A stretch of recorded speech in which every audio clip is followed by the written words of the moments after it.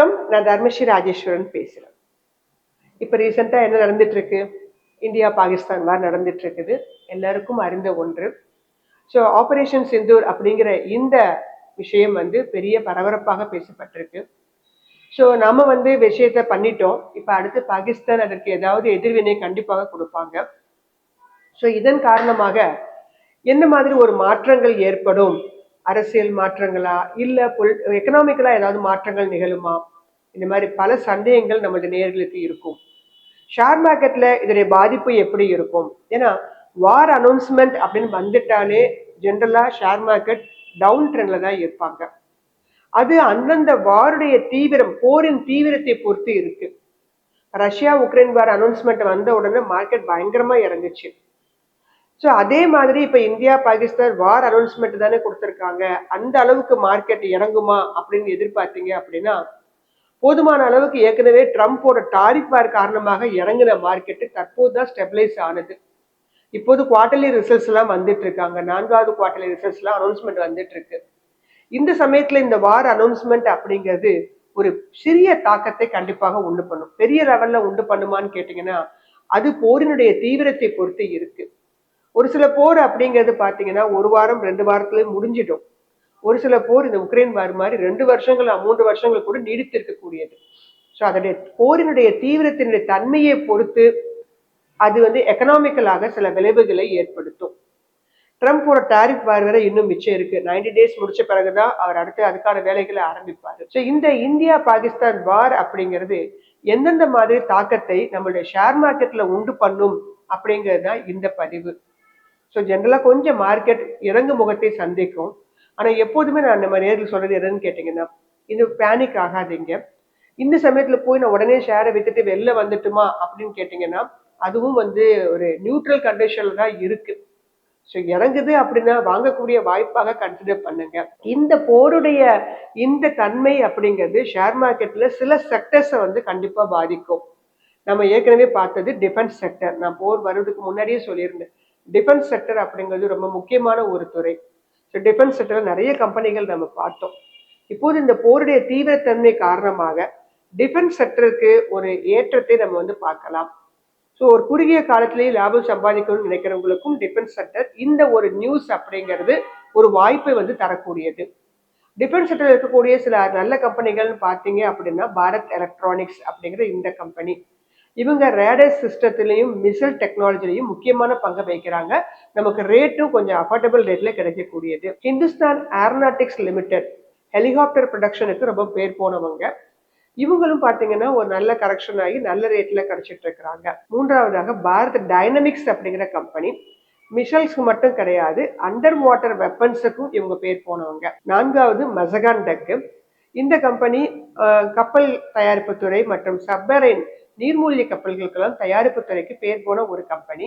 இப்போது இவங்கெல்லாம் சேர்ந்துதானே இந்த போர் முப்படைகளும் சேர்ந்துதான் இதை தீவிரமா இறங்கியிருக்காங்க. அதனால இதுல கப்பல் கட்டும் தளம், கப்பல் கட்டும் துறைகளுக்கும் பங்கு உண்டு. ஸோ இவங்களுடைய இந்த இதெல்லாம் உள்ள போய் ரோந்து பணிகளுக்கெல்லாம் ஈடுபடும் போது இருக்கக்கூடிய பிரச்சனைகள்லாம் சமாளிக்கிறதுக்கெல்லாம் இந்த கம்பெனிகள்லாம் உங்களுக்கு உதவி செய்யக்கூடியது. அடுத்ததாக கொச்சின் ஷிப்யார்டு, இவங்களும் பாத்தீங்கன்னா பேட்ரல் வெசல்ஸுக்கெல்லாம் உதவியாக இருக்கிறாங்க.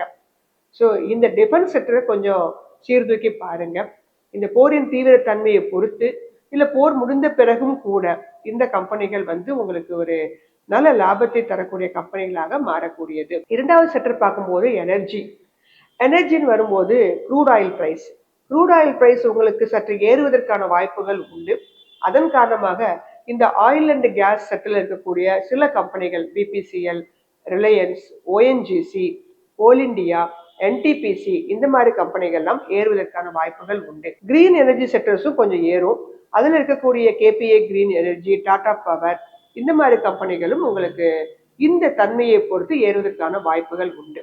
மூன்றாவதாக ஹெல்த் கேர் எப்போதுமே டிஃபென்சிவ் செக்டர், எப்போதுமே அதுக்கு தேவைகள் உண்டு. ஸோ இதில் இருக்கக்கூடிய doctor Reddy, Max health care, Divi's lab, Sun Pharma, Cipla போன்ற கம்பெனிகளும் கொஞ்சம் ஏறுவதற்கான வாய்ப்புகள் எப்போதுமே உண்டு. 4வது கேபிட்டல் குட்ஸ், இன்டர்நேஷனல் ஈக்விட்டியில் இருக்கக்கூடிய கேபிட்டல் குட்ஸ், அந்த இன்ஃப்ராஸ்ட்ரக்சர் கம்பெனிகளாக கருதக்கூடிய Siemens, ABB, L and T, CG power போன்ற கம்பெனிகள் இதன் காரணமாக இந்த ஒரு விஷயத்தை வைத்து சற்று ஏறுவதற்கான வாய்ப்புகள் உண்டு. ஐந்தாவதாக டெக்னாலஜி. ஏன்னா சைபர் டெக்னாலஜி, ஆர்டிபிஷியல் இன்டெலிஜென்ஸ் அப்படிங்கிறதெல்லாம் கண்டிப்பாக இப்போது தேவைக்குரிய விஷயமாக இருக்குது. இராணுவத்திலும் உபயோகக்கூடிய விஷயங்களாக மாறக்கூடியது. அதனால இதில் இருக்கக்கூடிய டிசிஎஸ், இன்ஃபோசிஸ், பெர்சிஸ்டன்ட் சிஸ்டம் போன்ற கம்பெனிகளும் இந்த சமயத்துல ஏறுவதற்கான வாய்ப்புகள் உண்டு.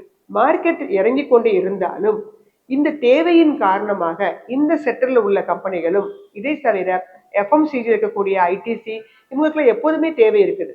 ஸோ ஹிந்துஸ்தான் யூனிலிவர் இந்த மாதிரி கம்பெனிகளும் கூட விலை ஏறுவதற்கான வாய்ப்புகள் உண்டு.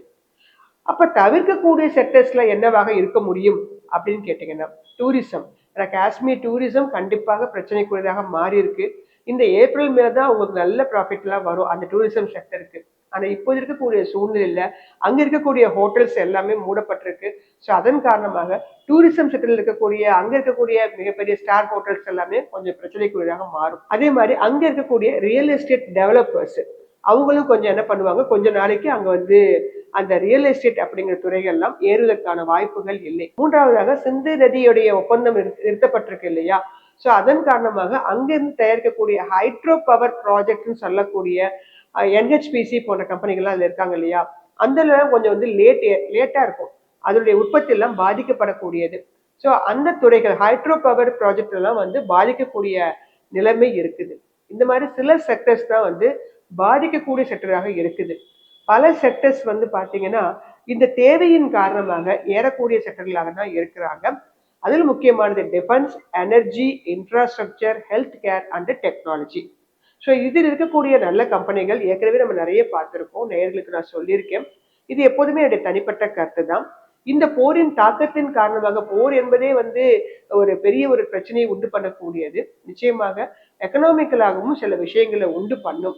ஆனா இது நம்மளுடைய பிரச்சனை காரணமாக நடக்கப்பட்டு வருகிறது.